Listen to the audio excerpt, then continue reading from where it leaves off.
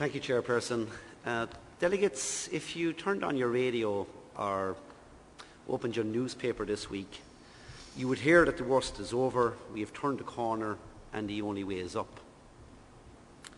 I don't know about you, but when I walk around my part of the country, I think we're a long way away from that. As the podium states today, jobs, reform and fairness are at the centre of recovery, and we don't see that coming from this government we have at this moment in time.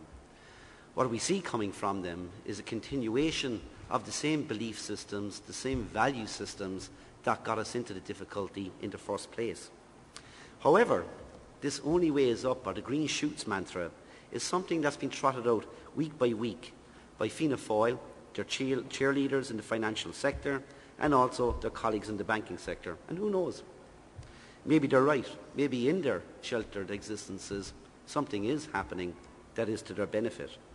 However, in the real world, and should they ask somebody whose employer has just gone out of business and they have lost their job, how things are going, what they'll find is that the worst is actually far from over for a lot of them. And they should ask families who now face the real prospect of eviction, have they turned the corner? So, is the only way up? Maybe it is, if it's interest rates you're looking at, or if it's looking at further debt upon family households across the country. Now, I don't mean to be pessimistic here this evening, but I do think that there is a reality that we need to deal with.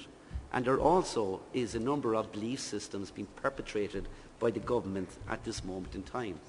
One of those lines is that, we were all at it. We were not all at it.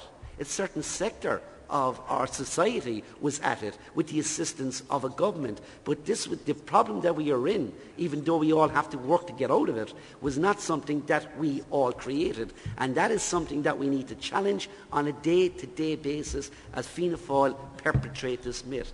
It's something like a Stockholm syndrome on a national level is what they're trying to create. That Stockholm syndrome where the victim starts taking on the belief systems of the person who's perpetrating the act against them.